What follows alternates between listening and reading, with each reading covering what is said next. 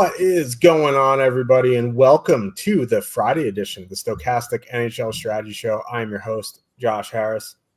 Trade deadline day, lots of people moving. Mikko Rantanen got traded again. The Leafs doing some fun stuff. But yeah, 1 hour till the trade deadline. We'll see what's going on there. Have some alerts on Twitter if someone gets moved of note. I guess I will let you guys know. But Charlie Coyle just got traded to Colorado. We do have 6 games here tonight. We were kind of talking about the slate last night, this morning, and it was just like, if the Jake Wallman news broke before lock, we both were going to jam Colorado. Neither of us had Colorado. McKinnon and McCarr combined for 793 DK points. You needed Colorado. If you didn't, hopefully you got some good rest. But here to break down the trade deadline and 6 games with me, as always, Slim Cliffy. What's going on? Yeah, not a whole lot. That's the frustrating thing. I went and checked, and the first tweet from the fourth period was at 8:06 p.m. my time, like 7:06 Eastern. So like 6 minutes after lock. Like that comes down 10 minutes earlier. We swapped to Colorado. The reason for that, San Jose's not on the slate. We'll talk about them more in depth next time San Jose's on the board. If you look at San Jose's numbers with Jake Wallman off the ice this year, it's quite literally like 2015 Buffalo Sabres quality. Like it is horrific. This is a bottom 3 team in the league with a defenseman that was about even by goal differential when he was on the ice. He was really good for them.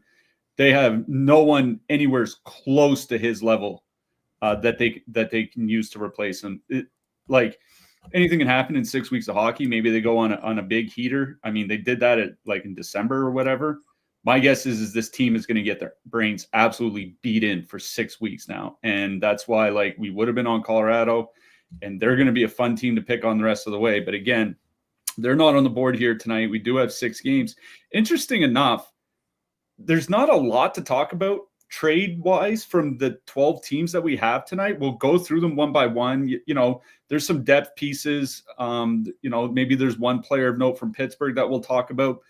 There's a guy, one guy traded from a team that's on another team on this slate. We'll talk about that. But there's really not a ton of news. Obviously, if anything big comes up during the show, we'll talk about it. But seems pretty straightforward as we gear up for tonight's 6-game slate.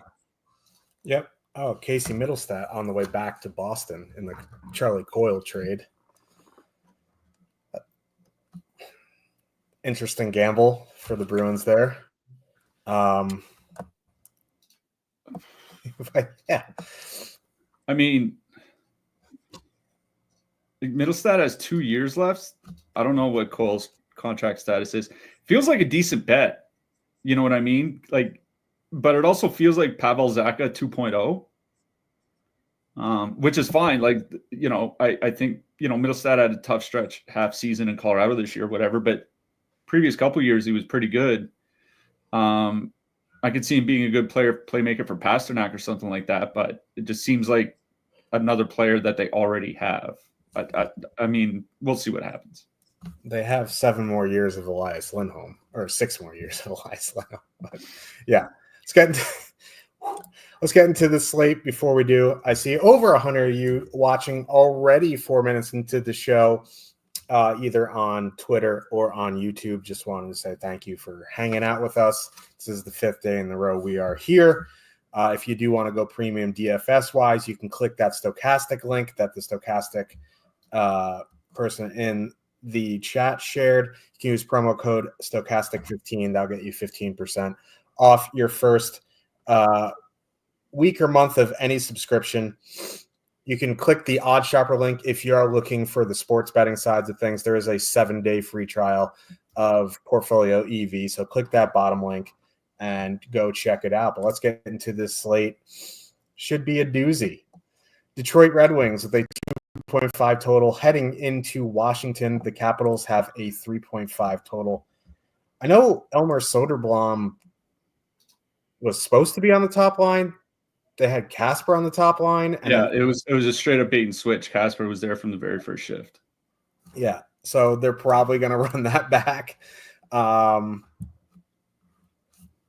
So it's going to be Larkin, Raymond, Casper, DeBrincat, Kane, Confer for Washington, Ovechkin, Strome, Protas, Wilson, Dubois, McMichael. On the Detroit side, like with Casper there, I don't mind it. Like Washington 1 and Detroit 1 are the same price, and Detroit is coming in with 10x less ownership on a 6-game slate. It's a lot, but like obviously Washington's in the better spot here, but I don't mind Detroit 1 the more lineups you're making. Like they have good numbers with Casper there. It was a bit weird that they thought they were going to take him off. I'm good with some Detroit 1 here. Like I don't see the need to power play stack here because then you're getting up over 20,000, and that just seems like a chore on this slate. I'm fine with Detroit 1. Detroit 2 like is all right considering they're going to see some of the Ovechkin matchup, but I really don't want to play a JT Confer line over 16,000 coming in around 5% projected. So really would be Detroit 1 for me. The Washington side is a bit more interesting because there is a lot of ownership on Washington. 19.1% on the Ovechkin line, 17.5% on the Pierre-Luc Dubois line. Pierre-Luc Dubois. I think what I would want to do, because I prefer it as a full stack Washington 2, you save 2,100 there. And it kind of sucks taking PLD off, but maybe you add in Ovechkin, maybe you add in Strome, maybe you just go Washington 2 plus Ovechkin. I want power play guys here because it is a really good power play matchup. I kind of struggle to stack Washington here without Ovechkin. He's 10 goals away from breaking the record. They're going to do everything they can to get him goals here. I do really like Washington too, but I really want Ovechkin in. I think just straight up power play stacking is fine as well to get different in high ownership here. I think there's plenty of ways to get different with Washington, but I honestly think I'll just prioritize the power play guys. You can do Washington 2, add in Ovechkin. You can do, a 5-man stack with Strome and Ovechkin with Washington 2. There's plenty of ways to go about it. I want the power play guys. If you don't want a power play stack, Washington 2 would be the avenue for me. Yeah. I'm going to start on the Washington side because I do think it is the more interesting side in this game. Obviously, they never use that Ovechkin line in any type of shutdown matchup, so they're not going to see any of Casper and company. With the Larkin, Raymond, Casper on the ice since Todd McLellan took over, 2.5 expected goals against per 60. That's not great, but it's about league average. Without them on the ice, it's 2.9 expected goals against per 60. This team's second and third lines just are not good defensively. And that's where Washington's top line can really feast on them. And remember, basically up until Ovechkin got hurt, that top line was, maybe leaky defensively for Washington, but was generating a ton of offense. It's just when he came back, he had some good individual games. The line itself wasn't doing a ton, but since the Four Nations Cup, only about 55 minutes, so it's not a huge sample, but they do seem rejuvenated, like 3.7 expected goals, 69 shot attempts, 4.3 goals per 60 minutes. Like that's really good production at 5-on-5. Really good matchups against the second and third lines from Detroit, even the fourth line probably at times. If I'm playing an even strength line from Washington, it's Ovechkin, Strome, and Protas. The point that you raise about the power play is a good one. Like Detroit's power play has been very bad. Like it's been bad since the Four Nations break. If you look just over the last 5 weeks of NHL action, 4th most goals against per minute while shorthanded. If you look at the entire tenure under Todd McLellan, which is 28 games now, also 4th most goals against per minute. Now, they don't take a ton of penalties, but this is a team that, even if they're only shorthanded twice, could very easily give up a goal. So, like, this is a really good power play spot for Washington, provided that they can draw 2 or 3, cross your fingers for even 4 opportunities or something like that. So I would be tempted to take off Protas and put in Wilson or put in Dubois or something like that. But no matter what I do, I think I would be really focused on that Washington top line. They have really good matchups. They've been playing well since they returned. And again, it's a really good power play matchup for Strome and Ovechkin. So it's Washington 1, but it's really focusing on the power play guys that I think is my play here. On the Detroit side, like, we talked about it the last time Washington was on the show. It's not as if they've been the same defensive team that they were in the first half of the season. Like the last 5 weeks of action, their goals against per 60 minutes is basically Calgary Flames, Anaheim Ducks level. Like that's not really that good. And it's not a bunch of bad luck either. Their expected goals against is 3.01, which is about 12th in the league. Like this hasn't been a top 10 defensive team more or less since we turned the calendar over to 2025. So this isn't a bad matchup for Detroit. The Washington penalty kill has generally been good this year. Either way, I would probably lean to Larkin, Raymond, and Casper, even though it's a bit of a tougher matchup going up against Dubois. It's just that Detroit second line has really struggled to finish on their chances. Now, DeBrincat, Kane, and Compher, they will get better 5-on-5 matchups. They're not going to see Dubois very much. They're not going to see much of the checking line. They might even see some of Ovechkin. So, if you want to go with a slightly cheaper Detroit, but, Detroit won at under 2% ownership on a 6-game slate. Like that seems pretty good to me, considering we've seen this power play torch just about every team and, every good team in the league. If I was making 20 lineups, I would probably have one of the Detroit top line. If I was making 150, maybe I have a few of them.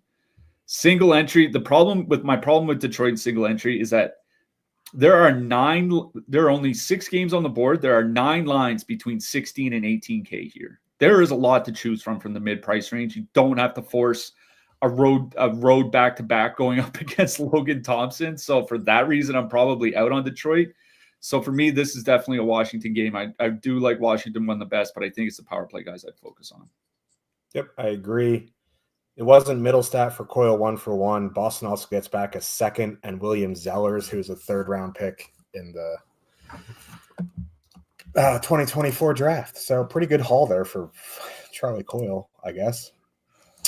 Winnipeg Jets with a 2.7 total heading into New Jersey. The Devils have a 2.6 as Peter Mrazek goes to the Red Wings for Joe Veleno. Enjoy that. Devils going Hischier, Meyer, Bratt. Excuse me. Mercer, Palat, Tatar, Nason, Halla, Dowling. Winnipeg going Connor, Scheifele, Velarde, Ehlers, Perfidi, Nemestikov, Niederreiter, Lowry, Appleton. Winnipeg traded for Brandon Tanev and Luke Shen. I don't know if they're going to be playing. Don't imagine it's super DFS relevant if they are. Winnipeg played last night. They handled the Flyers fairly easily with Comrie in net. It will be Connor Hellebuck in net. Start on the Devil side. Hischier, Meyer, and Bratt. 16,700, 20.1% top 2 stack, 25.2% ownership. That's really high considering they're going up against Connor Hellebuck. I get it because they're fully correlated. Winnipeg's back-to-back on the road, but they have the Devils have a 2.6 total. Dougie Hamilton's out. Like, obviously, Luke Hughes is a good puck mover. Brett Pesci's all right. Brian Dumoulin's probably going to make his debut. Like, I don't know. He's more of a defensive guy. I don't know. Like, in theory, I like them at 16.7, but at that ownership going up against Connor Hellebuck, I'm not super interested. Like, I'd rather just go play Washington 1 against Detroit, who's back-to-back on the road for, under 20%, maybe a little bit more expensive, but they're not facing Connor Hellebuck. They're facing Cam Talbot.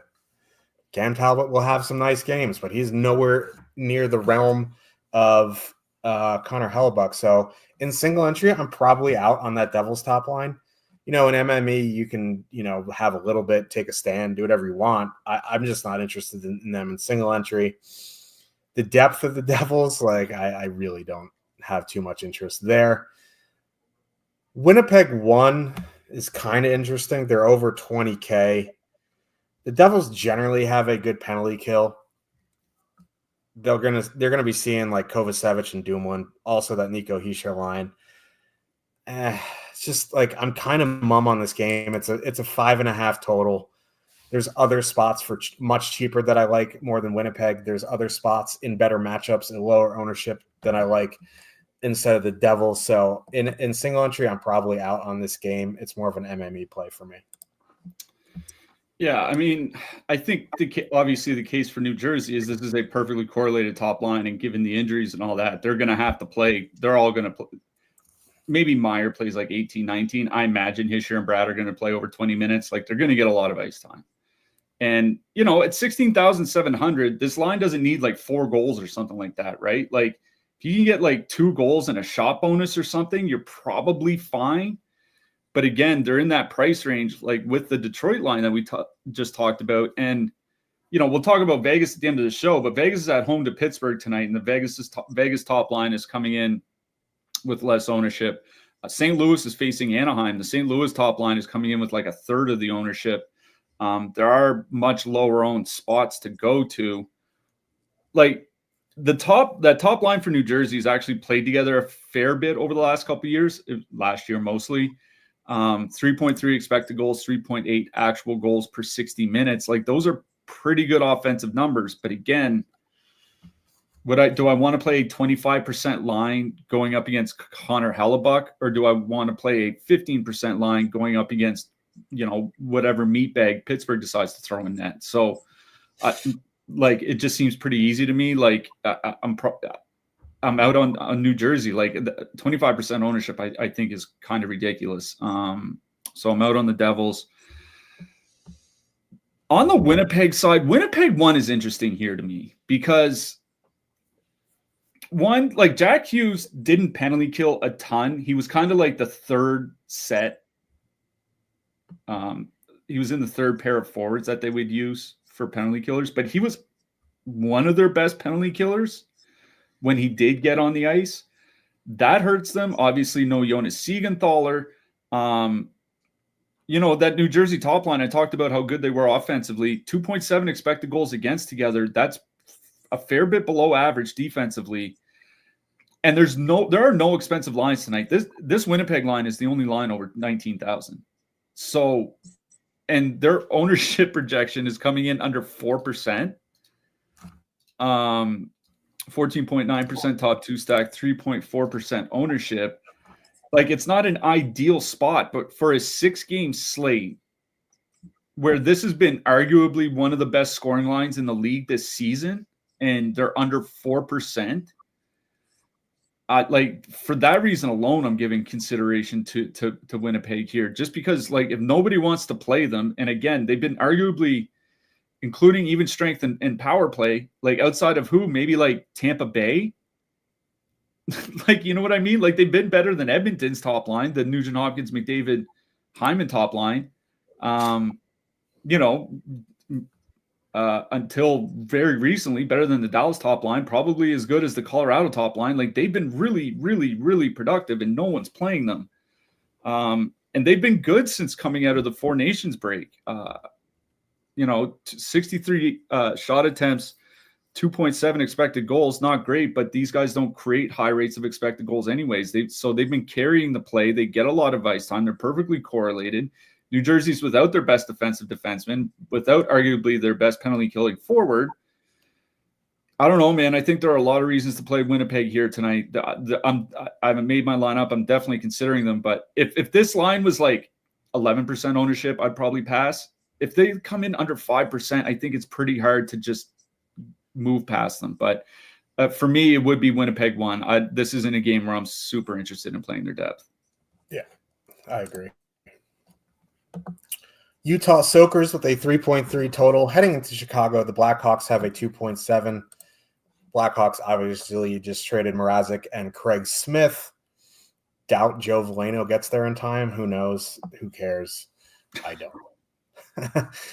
Utah, did they win last night or no? Yeah, 4-2. Yeah, 4-2. They didn't look good. I know that. But they will be running back most likely Keller, Cooley, Schmaltz, Genther, Hayton, Kerfoot, Doan, Krause, McBain. Chicago has guys that play hockey occasionally. Like they didn't run the lines in practice yesterday, and what worries me is like a lot of teams have been calling on Donato. So it's going to be kind of hard to project their their lineup if Donato gets traded. I guess the last game they had Bedard, Nazar, Doc, Donato, Teravine, and Mikheyev, but Nick Foligno is back as Cody Glass gets traded to the Devils. Okay. We'll have to wait and see on the Chicago lines. Like from a Utah standpoint, it doesn't really matter to me what the line combinations are. But from a Chicago standpoint, it's a 6-game slate and everyone is super cheap on Chicago. So maybe there'd be a combination that is possibly playable. I mean, it's not a good 5-on-5 matchup against Utah. It's a good power play matchup, but their power play without Seth Jones probably not great. And if they trade Donato, he's been one of their best, if not their best forward, not named Connor Bedard on the team. So generally speaking, I'm going to be out on Chicago here unless they don't trade Donato and there's a line combination that is viable, but we just don't know until the trade deadline is over and they run rushes in warmups.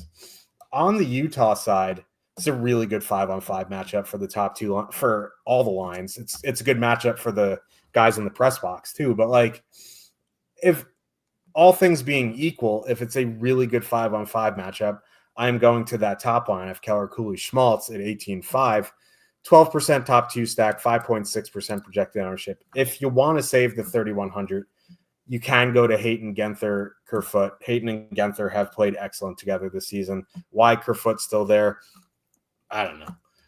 But for me, that Utah top line has been excellent. It's a matchup that does not concern me coming. It doesn't matter who they throw at them. It's a advantageous matchup for Utah 1. So I do really like Utah 1. If you want to go Utah 2 for the savings and Genther, I get it. But for me, it's Utah 1. Yeah, as you mentioned, Ryan Donato may be on the move. I also saw a report that they're trying to extend him, which honestly, man, like Chicago needs actual NHL players. Like they don't need like a second and a third round pick next year. He's one of them. They need NHL players in that lineup. But you know, that Teravine and Mikheyev Donato line has been very good since being put together. 62 shot attempts, 2.8 expected goals. Now 6.4 actual goals. That's because they're shooting 25%. Half that would be too high, but you know, this has all the makings of an above average line, and being an above average line on this Chicago roster is no small miracle. They've been getting good ice time, 17 to 19 minutes. You know, Utah's penalty kill's been on kind of a slide basically since Christmas. Now, what's kind of saving them is that they're not taking a lot of penalties over the last 5 weeks. Mentioned on yesterday's show, mentioned again, Utah 5th fewest time shorthanded per game in the league. If you go all the way back to Christmas, it's again 5th fewest time shorthanded per. Like this was a team up until Christmas that was taking a ton of penalties, and basically for 2.5 months now they haven't been.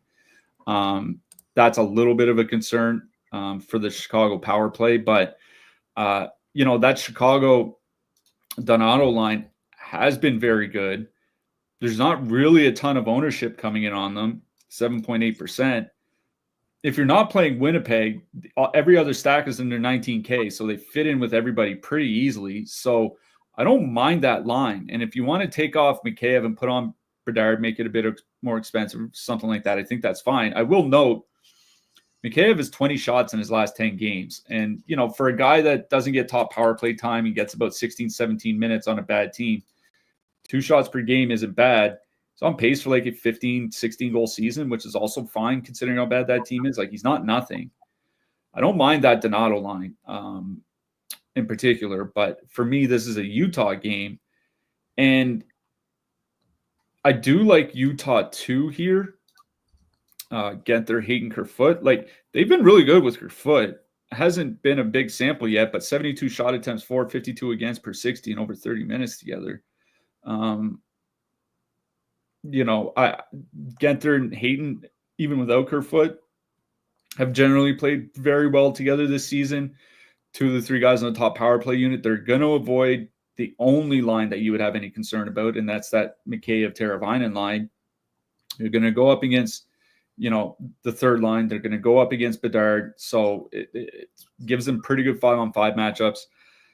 Chicago's penalty kill has generally been a strength this season. So, I don't think this is a case where you have to drop Kerfoot and put on Keller. If you want to do it, fine, no issue with that. But I think I like Utah 2 best in this game. You want to go to Utah 1. I think there's no issue with that. Chicago's bad enough where I'm not super concerned about any of the 5-on-5 matchups. But Utah 2 has played well, is reasonably priced. I do like them here tonight. I will also shout out Utah 3. It sucks that they're starting to get priced up. 12,200 I think is a bit expensive. But Josh Stone and Lawson Krause, 3.3 expected goals, 3.1 actual goals per 60 in over almost 160 minutes together this season. They've been a really, really good third line. I don't think you necessarily need a filler like that here tonight unless you're playing Winnipeg, but I will shout out Utah 3. But I think I would go Utah 2, Utah 1, and then something from the Chicago side, probably the Teravainen line. But I don't have a ton of interest in Chicago. St. Louis Blues, 3 total, heading into Anaheim. The Ducks have a 2.6. Fun game we have here. Blues going Kyrou, Holloway, Shen, Thomas, Buchnevich, Neighbors, Bolduc, Sundqvist, Joseph. Again, no real need for a line under 10K here tonight, but they have been really good in 80-minute samples, so I will mention them. Ducks going, as far as we know, Vetrano, Terry, Strome, Zegras, Killorn, Carlson, McTavish, Gauthier, Colangelo. Now, the Blues Holloway line is getting a lot of ownership here at 15.3. 10.7% top 2 stacks, 17.5% projected ownership. Utah 2 is right around the same price. Washington 2 is right around the same price. All these $15,000 lines are getting a lot of ownership here tonight. I think they're fine. They're fully correlated. It is a really, really good power play matchup. For that instance, it's fine. But for $1,000 more, you get 10% less ownership. And Buchnevich, Thomas, and Neighbors have been pretty good, bordering on really good in a 250-minute sample. Yeah, they may see Carlson, Killorn, Zegras. Cool. That might be their best defensive line, and they're still giving up 2.9 expected goals against per 60 in a 165-minute sample. This team sucks defensively. So, if you're not super into stacking the Blues power play, which, again, that Holloway unit is fine, but it's not like the Blues are a power play machine. You know what I mean? I think for the 5-on-5 and the lower ownership, I'm going to Thomas, Buchnevich, Neighbors. Again, no issue with Kyrou, Holloway, Shen. It's similar to the Washington 1, Washington 2 thing. They're both in really good spots.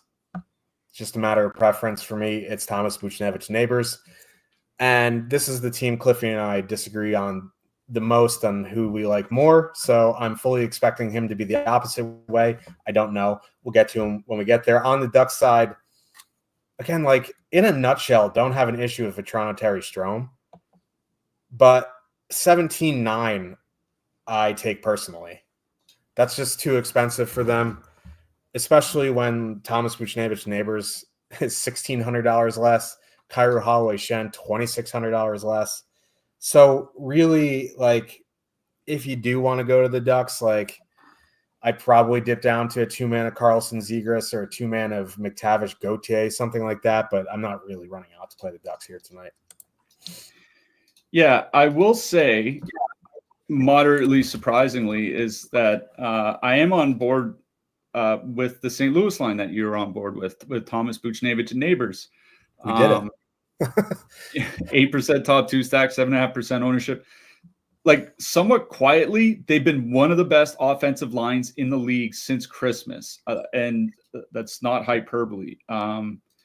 Since Christmas, neighbors Thomas Buchnevich played almost 160 minutes together, 3.1 expected goals per 60, 3.8 actual goals per 60. If you look at just Buchnevich and Thomas on the ice together, they've had a bunch of different wingers other than the neighbors. Since Christmas, over 330 minutes, 3.2 expected goals, 3.6 actual goals. Like, remember that they struggled in the first half of the season, but for a couple of years, Buchnevich and Thomas were really, really good offensively together. So I'm not going to assume that the first half of the season is representative of what they've done the other 2.5 seasons. You know what I mean? So I really, really do like Thomas Buchnevich in neighbors here. Like, I wish they were getting more ice time, but at least Buchnevich and Thomas are around 19 minutes a game. Robert Thomas has 14 points in his last 10 games at 16,300. It's just a mid-price line. They're perfectly reasonable. The one thing I am worried about is the power play / penalty kill, because the thing is like Lucas Dostal has been a lot better on the penalty kill than John Gibson has been over the last couple of years. Like, I think just having Dostal in net regularly will help the Anaheim penalty kill, generally speaking. And it's not like the St. Louis power play has been that great this season, but I really, really, I do like that Thomas Buchnevich neighbors line here tonight. If you want to go to the Kyrou line instead, because they are cheaper, because they are perfectly correlated, I take no issue with that on a 6-game slate, but for me, it's the Thomas line. On the Anaheim side, Vetrano, Terry, and Strome is interesting just because of the ownership, right? 1.5% projected ownership at 17,900. They are perfectly correlated. They won't get as much ice time with Zegras back, maybe 18 minutes. That's a little bit of a concern, but this is still a perfectly correlated line at 17,900 at home on a 6-game slate. That's with 2% ownership projection. That's pretty good here. So, I think Anaheim is one of those 16 to 18K lines that is Anaheim 1 is very much worth considering here tonight. I think I still prefer the St. Louis side, but Anaheim 1 very much in play. If I were to play one of the depth lines from the Ducks, it would certainly be Zegras, Killorn, and Carlson. McTavish, Gauthier, Colangelo. McTavish will get ice time because of his power play role. The other guys really won't. Kind of riding a little bit of a hot streak. They're more expensive with a lower top 2 stack percentage. So for me, it's Zegras, Killorn, and Carlson, but it's the St. Louis side I have the most interested in this game. It is that Robert Thomas line. So it'll be St. Louis 1, the Thomas line, and then Anaheim 1. It's the top guys that I have interest in this one. Yep. Rangers bridged Urho Vakanainen 2 years, $1.55 million. It's fine. Dallas is announcing a contract extension for Wyatt Johnston. Not surprising after trading for Mikko Rantanen. Let's get to the next game here. Minnesota Wild with a 2.7 total heading into Vancouver. The Canucks have a 2.9. I don't think the lines in the top stack are correct for Minnesota because they practiced yesterday with Boldy, Hartman, Nyquist, right? Or am I just making that up? Well, you go ahead. I'll go double check, but I think they're fine. Okay. In the top stacks, it's Boldy, Rossi, Nyquist, Zuccarello, Gaudreau, Marcus Johansson, Hartman, Hinostroza, Foligno. That sounds right. But I feel like Hartman and Rossi might have been flipped. I'm probably wrong. But Vancouver going Besser, DeBrusk, Suter, Pettersson, Garland, Joshua, Hedel, O'Connor, Lekaramaki. No, just to jump in, you're right. Michael Russo yesterday. Hartman between Nyquist and Boldy, Rossi between Foligno and Hinostroza. Yeah, that makes it pretty fucking miserable. But here's the thing, Vancouver, they've talked about possibly trading Brock Besser. He could be on the move today. Not that I'm super interested in playing Suter, DeBrusk, Besser. They've been fine, but there's no Quinn Hughes again. The only line of interest for me would be Hedel, O'Connor, Lekaramaki at 12-8. Don't even need all three of them. I don't even know if you need a line that cheap here tonight, but Hedel is a center that can enter the zone without puck-moving defenseman. There's also chatter that they're listening on Pettersson. I doubt he gets moved, but we'll see. The only line for Vancouver is Hedel Lekaramaki. On the Minnesota side with these lines, like I don't know if they're going to last, but like again, there's not real need for super cheap lines here tonight. But like Rossi, Hinostroza, and Foligno is 11-4, and Rossi and Hinostroza are on the top power play unit. So, like, if anything, on the Wild side, like, I don't mind a two-man of Rossi, Hinostroza. Like, Hartman, Boldy, Nyquist just seems like they just, played musical chairs, and they landed next to each other. That line just doesn't feel like it's going to stick. I have no interest in Freddie Gaudreau, Marcus Johansson, Matt Zuccarello. So, for me, it would be Rossi, Hinostroza. If you want to add in Zuccarello over Foligno or something, I guess you can do that. But, yeah, as the Wyatt Johnston extension comes down at 5 years, $8.4 million. But again, on the Wild side, Rossi, Hinostroza. On the Vancouver side, Hedel Lekaramaki. Yeah. Again, the problem with that new Minnesota top line with Hartman, Boldy, and Nyquist is they're 16,200. The St. Louis Robert Thomas line is 16,300. You know what I mean? We still have Vegas to talk about. I mentioned Washington earlier. The Washington second line is cheaper. The Utah second line is cheaper. Like, there's just not any real reason that I think that I want to run out and play that Minnesota top line. That second line that you mentioned with Marco Rossi and Vinny Hinostroza, especially because of the power play role, I think is important. Like, the Minnesota power play, like, for all the problems that Minnesota has had since the injuries have started piling up, the power plays remained like kind of fine, which is, I don't think, something that we necessarily would have expected. But, over the last 5 weeks, that Minnesota power play, 0.53 power play goals per game, 21st in the league. Like, obviously it's below average, but it's not awful. You know what I mean? Like, they're not like Carolina, Islanders, Anaheim bad. They're more like, Boston, San Jose, St. Louis bad, which is a different kind, which is bad in itself, but a different kind of bad. So I don't mind that second line for Minnesota. If you do want to match them, with an expensive Utah power play stack, with a Detroit power play stack, with Winnipeg one, like something like that, I think it's okay, but I don't have a ton of interest in the Wild here. Not stacking their forwards anyway. If you want to one-off some of their cheap guys, like if you want to one-off a 3,200 Vinny Hinostroza, I think that's okay. Like, no issue doing that, but full stacking them out. For me, it's more about the Vancouver side, but being more about the Vancouver side doesn't mean I'm on the Vancouver side. Like, those are two different things. Lipstick on a pig. Yeah, exactly. Connor Garland and Dakota Joshua have 250 minutes together with a bunch of different centers, 2.1 expected goals, 1.4 actual goals per 60 minutes at 5-on-5. That's not good. I think there is something to Hedel, O'Connor, Lekaramaki. I will shut out, assuming Brock Besser doesn't get traded. Those rumors are still out there. Besser and DeBrusk, 2.3 goals per 60 minutes in their time together with anybody but JT Miller.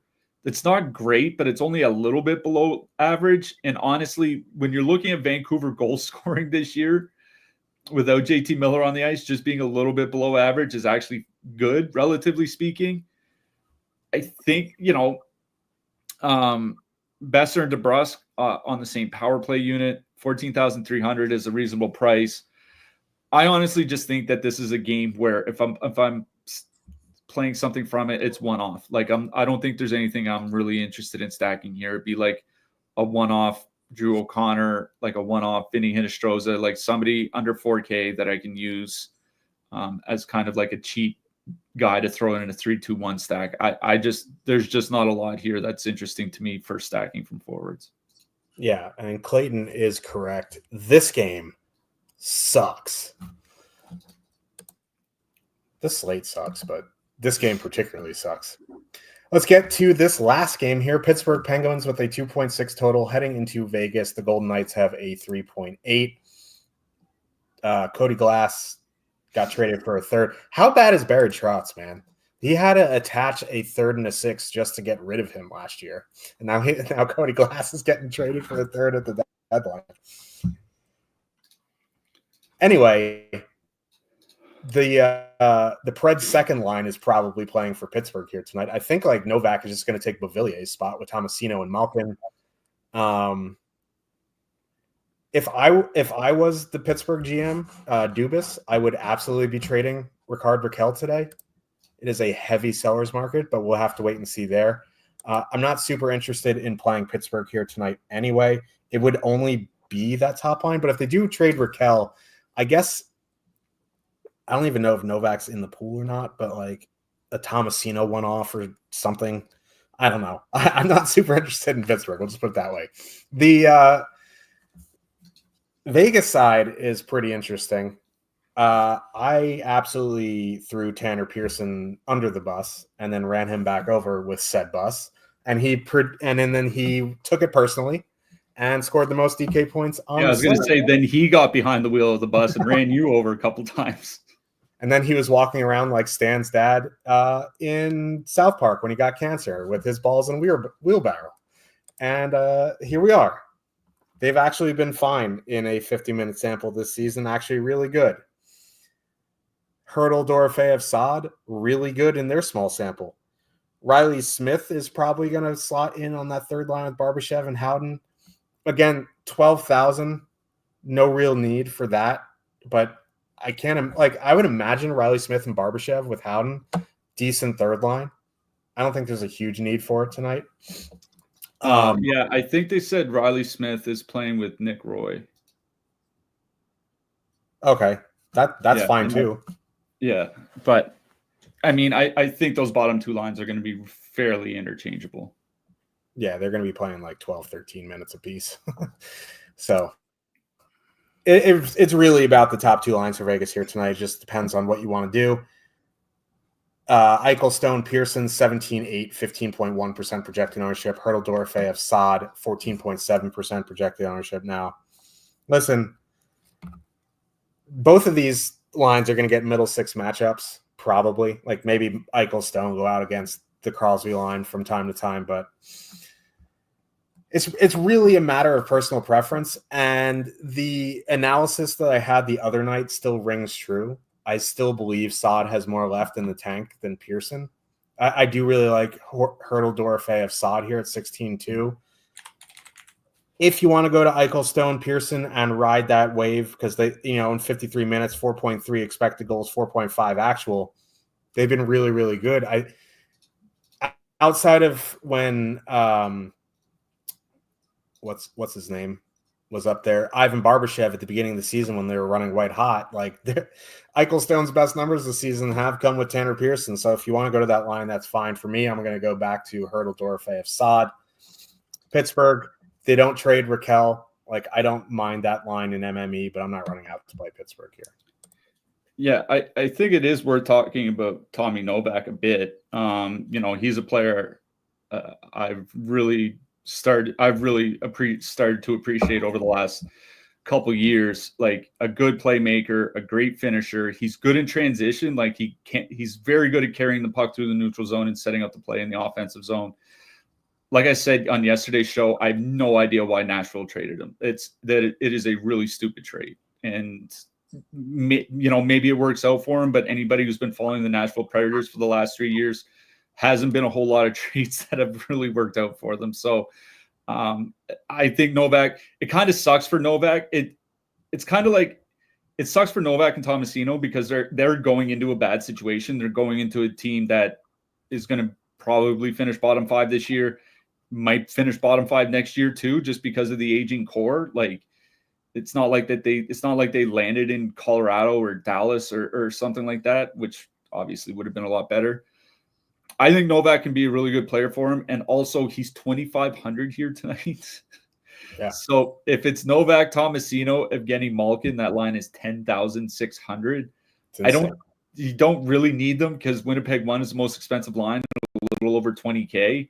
I don't even think like I don't even think you could spend enough salary. Maybe you can if you use like Morrissey, Chikrin, the most expensive goalie, and then those two stacks, but you don't really need to. But like Novak at 2,500, like that makes sense to me as a one-off because that is a gross mispricing, especially given how DK has been pricing a lot of their players over the last month. But I don't really have any interest in the Pittsburgh side here. My interest is in the Vegas side. Like Eichel and Pearson together this season, 80 minutes, just those two with different wingers. Obviously, Stone is about half that ice time, but 3.5 expected goals, 3.1 actual goals per 60 minutes, shooting under 9%. Like if they're shooting 10%, this would be one of the best 505 lines in the league. I don't think it lasts, but they've been really, really good. Vegas too. Hurdle and Saad have been playing extremely well together. I think this is a spot where I don't mind going towards the Vegas power play guys, kind of like in Washington, what we talked about with Washington, doing like Eichel, Stone, Dorofeyev, Eichel, Hurdle, Dorofeyev, like something like that, because Pittsburgh's penalty kill is not good. One thing Vegas has been doing is drawing more power plays. Like the first half of the season, they were really bad at drawing power play opportunities.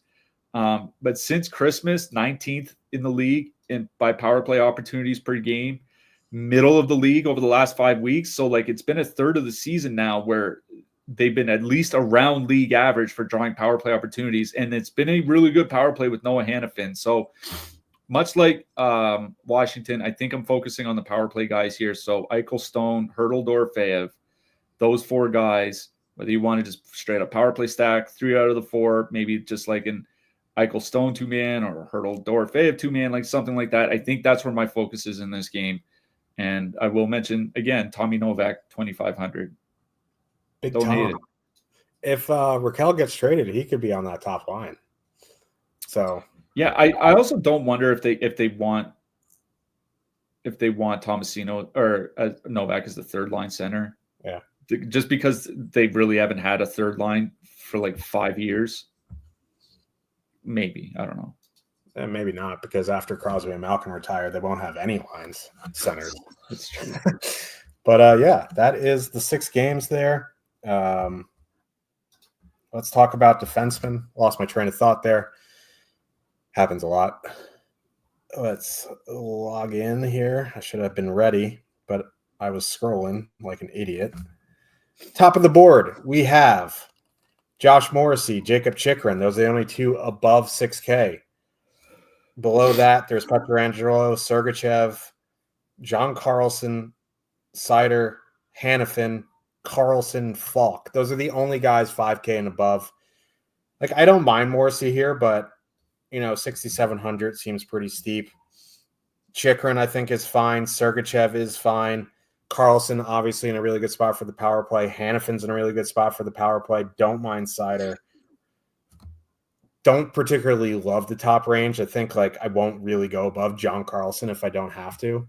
So that's really where I'm at here. We're in for a slate when we have 6 games, 12 teams, and not a single defenseman is projected for double-digit DraftKings points. And the top projected defenseman isn't even on his own team's top power play unit. It's like this is a slate. So Jacob Chikrin leads projections. Erik Karlsson, John Carlson just behind him. I think I honestly think playing Josh Morrissey is fine, just for the reason that there are a lot of mid-price lines here tonight. Like if you're playing a couple 17K lines, 16K lines, you can fit in Morrissey. You know what I mean? But yeah, Jacob Chikrin comes in with a higher projection, better top 2 stack. The mid-price range, I think there are a lot of guys to like there, like 4 to 6K. Luke Hughes, obviously, with Dougie Hamilton out, Luke Hughes is on the top power play unit. Without Siegenthaler and Hamilton, Hughes, maybe Dumoulin's going to cut into that ice time, but Hughes should get good ice time. It's a really tough matchup, but he's fine.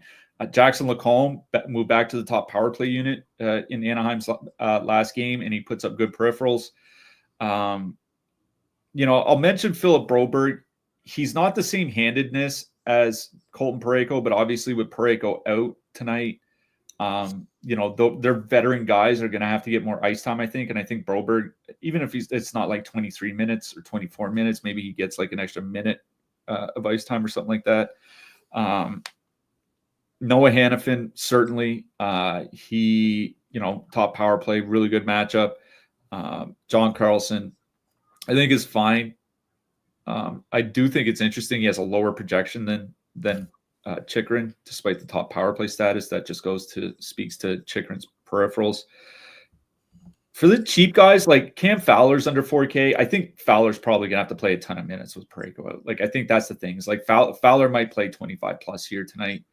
Connor Murphy or Alex Vlasic from Chicago. Also from Chicago, like if you need a punt, like Ethan Del Mastro's still 2,500, and the guy played 20 minutes a game over his last 5 games or something like that. Mike Kesselring from Utah under 5K. Pavel Mintyukov, with Brian Dumoulin gone, Mintyukov is probably going to have to get up to 17 or 18 minutes. It's not a lot, but it's better. And I'll mention Declan Chisholm as well from Minnesota. He gets more ice time when their guys are injured, and Jonas Brodin's still out. Let's talk about them goalies. Utah going back to Vejmelka back-to-back. I don't know what Connor Ingram did, but they are riding the veggie here. I guess they're really close to a playoff spot, so they're riding their guys. Top range, Logan Thompson, 8,300. I don't mind. Vejmelka, again, at 8,200. I don't mind, but I don't know if I'm going to be living in the top range. Both goalies in the Vancouver game, Lankinen and Gustafsson, 7,800 and 7,600 respectively, are fine. Connor Hellebuyck, 7,500 for reasons beyond belief. I don't know. He should be dynamic priced to like 12,000, but I don't want to give DraftKings any ideas because they will do it. They will listen to the stupid ones and not listen to the good ones. Spending down, Dostal and Knight, really, they're both fine, but they're 7,400 and 7,200. For 7,500, you can play Connor Hellebuyck. So it's just okay, Connor Hellebuyck's going to be pretty beefed with the ownership. But again, goalie ownership doesn't matter. Goalie points do. He's the best goalie in the league. So yeah, there's options, but Hellebuyck sticks out like a flashing red light. Yeah, I imagine Hellebuyck's the highest owned goalie tonight, but it doesn't matter. I do like him. He has the best point per dollar value on DraftKings here tonight, or on Stokastic here tonight for DraftKings. So yeah, I do like Hellebuyck. Shout out Logan Thompson. Logan Thompson has the top projection here, period. As long as Washington's penalty kill holds up against Detroit, which can be a tall task given how good Detroit's power play has generally been, he should be fine. I would prefer playing Hellebuyck, but I think Thompson's in play. Dostal is in play, 7,400. I think him and Binnington are both fine. Honestly, both sides of that game, I would kind of lean Dostal just because of the cheaper price, but I think they're fine. Spencer Knight, if you do need to save a few $100s, I think Spencer Knight's okay against Utah, just because Utah can kind of their power play is really important to their production, their top guys' production. Chicago's penalty kills generally held up, so I think he's fine. But yeah, Connor Hellebuyck's the play of the day. Yep. And I say that knowing full well that Justin Dowling is putting up 2 goals and 1 assist or something like that tonight. That's just the way that goes. Oh yeah. But Hellebuyck at 7,500 is a wicked mixed pricing here. We will be back tomorrow, regular time. Again, trade deadline is in 6 minutes. Trades can trickle in after, as long as they get their trade into the registry by 3 p.m. There's still a lot of talent rumored to be moved, so it should be a wild next 20 minutes. Who you liking for your hat trick pick? Going back to Washington, and I'm going to a guy that was traded last offseason, and I'm going with Pierre-Luc Dubois. God, the Kings front office sucks. They're one of the worst besides Nashville, but Nashville takes the cake, and it's not even close. I'm going to go. I lost him in the divorce, Pavel Buchnevich. All right, fair enough. I mean, we do like the Blues here tonight. Yep. We will see you guys in 23 hours, 4 minutes, and 19 seconds for I don't know if my math's right, but we will see you guys tomorrow. Good luck, everybody, tonight, and happy trade deadline day. Good luck tonight, everyone.